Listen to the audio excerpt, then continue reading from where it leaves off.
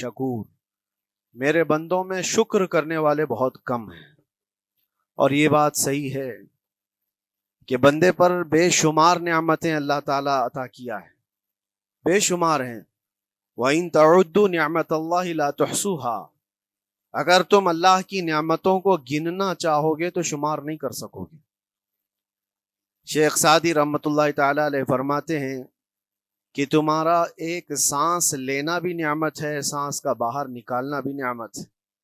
और अगर सिर्फ सांसों की नियामतों का शुक्र अदा करने पर बंदा बैठ जाए तो पूरी उम्र उसकी तमाम हो जाए, बाकी नियामतों का क्या है। बेशुमार नियामतों से नवाजा है अल्लाह ताला ने, लेकिन इंसान की फितरत में ये भी है कि कभी एक चीज की कमी महसूस होती है तो वो वावेला मचाता है, बहुत शोर। अस्सलामु अलैकुम। हम लोग चलिए मिलकर देखते हैं सलमान अजहरी साहब को, जो बहुत ही अच्छे अंदाज में बयान करते हैं सब्र शुक्र कैसी है। आप लोग तो बहुत सारे ऐसे वीडियो हैं जिसे देखते हैं और शेयर करते हैं, जिस पे ना आपकी दीन बनती है ना दुनिया बनती है, लेकिन इस वीडियो को आप आखिर तक देखिए। अगर एक वीडियो से अगर आपको हिदायत हो तो अल्लाह ताला आपको सवाब देगा। और इस वीडियो को ज़्यादा से ज़्यादा लोगों तक शेयर कीजिए और वीडियो को स्किप नहीं कीजिएगा, वीडियो को आखिर तक देखिएगा। चलिए शुरू करते हैं। मैं तो 10 साल से दुआ कर रहा हूँ, औलाद ही नहीं हुई। कोई ये कहता है शादी हो गई 10 साल हो गए, बच्चे नहीं हो रहे जी। कोई ये कहता है कि मेरी बेटी का रिश्ता ही नहीं हो रहा, हर वजीफा कर लिया, हर दुआ कर लिया, फिर यहाँ से नाउम्मीदी, नाशुक्री। जी। ये जुमले इंसान को कहाँ तक पहुंचा देते। एक बात मैं आपको बताऊं, मौला अली करमल्लाहु वजहुल करीम की ये हिकमत भरी बात है।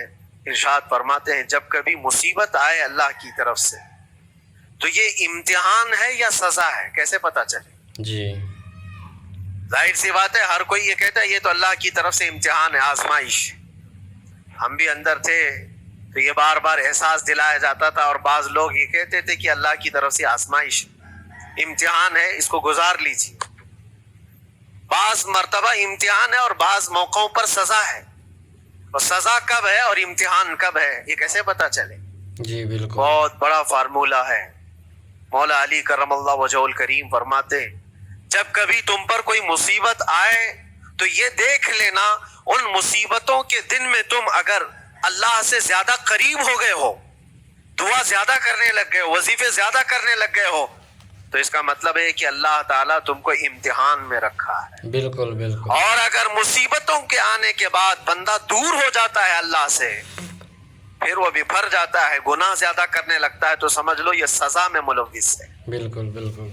अब सबकी जिंदगी में ये मुसीबतें जब आती हैं तो खुद अपने आप को रियलाइज करे, एहसास करके देखे कि मुसीबत आई है तो मेरे हाथ में तस्बीह आ गई या फिर गाली गलौज। मुसीबत या आफत आई है मेरे घर पर तो मैं इबादत और नमाज की तरफ ज्यादा जा रहा हूँ या फिर ऐश और इशरत की तरफ ज्यादा जा रहा हूँ, तो तुम्हें खुद पता चल जाएगा कि तुम अल्लाह की तरफ से इम्तिहान में हो या फिर सजा में हो।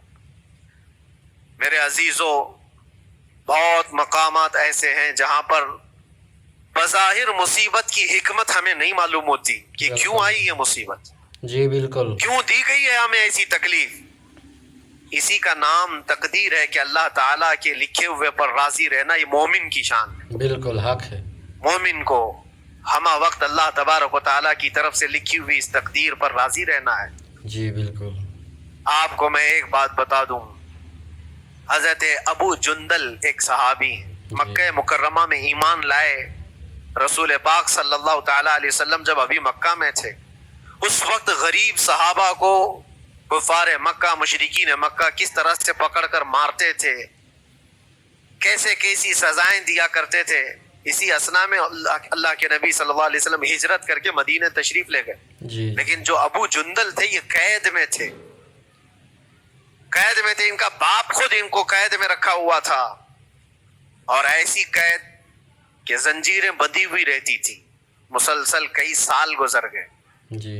हुजूर पाक सल्लल्लाहु ताला अलैहि वसल्लम की हिजरत के 6 साल गुजर जाने के बाद 7वां साल था जब आपको बताऊं हुदैबिया का वो منظر پیش آیا جس کو صلح حدیبیہ کہا جاتا ہے. جی جی. تقریباً 1400 صحابہ کے ساتھ رسول کریم صلی اللہ تعالی علیہ وسلم عمرہ کرنے کے لیے آئے، لیکن اس وقت مکہ کے کفار و مشرکین مکہ سے تقریباً 35 کلومیٹر باہر دور آپ کا راستہ روک لیا. کہا ہم آپ کو عمرہ کرنے نہیں دیں گے، آپ کے اصحاب کو، آپ کے صحابہ کو ہم مکہ میں انٹر ہونے نہیں دیں گے. جنگ جیسی نوبت آ گئی تھی، لیکن حضور پاک صلی اللہ تعالی علیہ وسلم اور صحابہ احرام پہن کر کے عمرہ کرنے کے لیے آئے.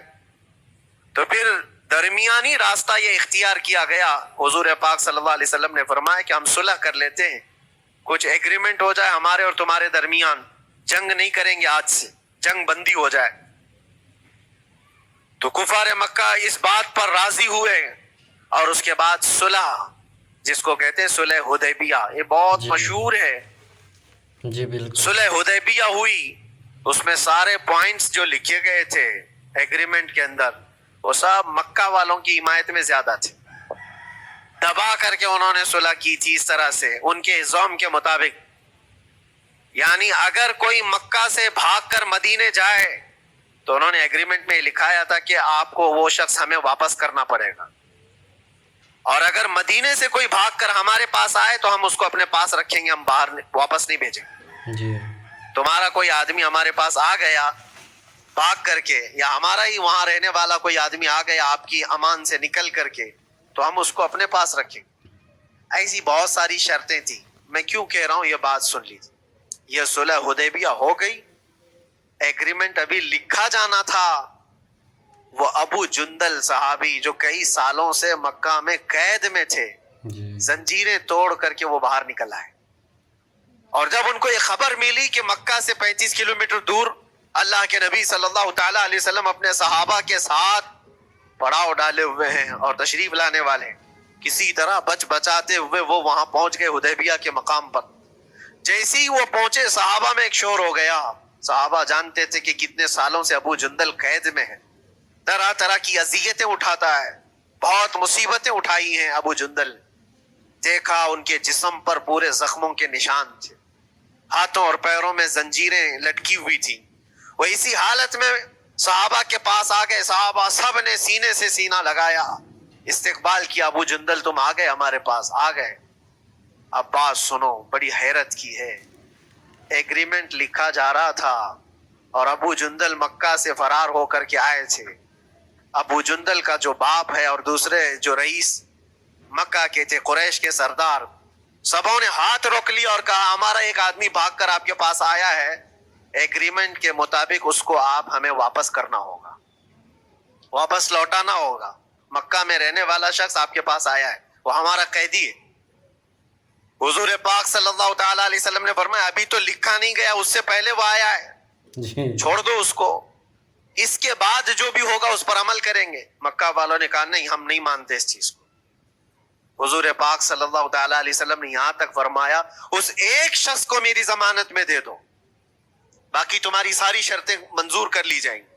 وہ رحمت للعالمین نبی اکرم صلی اللہ تعالی علیہ وسلم اپنے غلاموں پر رحم کیسے نہ کریں. جب ان حالات میں دیکھا ابو جندل کو تو صحابہ بھی حضور کے پاس آئے اور کہا یا رسول اللہ صلی اللہ علیہ وسلم صلح کیوں کر رہے ہیں ان کے ساتھ، جنگ کریں گے ہم ان کو، ہم نے بدر میں، احد میں، خندق میں ان کے ساتھ جو مقابلے کی ہمیں تجربہ ہے، ہم ان کے پرخچے اڑا دیں گے، آپ اجازت دیں ہم جنگ کریں گے. اللہ کے نبی فرماتے ہیں میں جو دیکھ رہا ہوں وہ تم نہیں دیکھ رہے ہو. اللہ کا حکم نہیں ہے جنگ کرنے کا، صلح ہے. صلح ہو گئی، لکھا جا رہا تھا، اور یہ ابو جندل آئے. آپ جب حضور پاک صلی اللہ تعالی علیہ وسلم نے اور اس طرح کی ویڈیو دیکھنے کے لیے محمد علی بیان کو سبسکرائب کیجیے. السلام علیکم، جزاک اللہ خیر.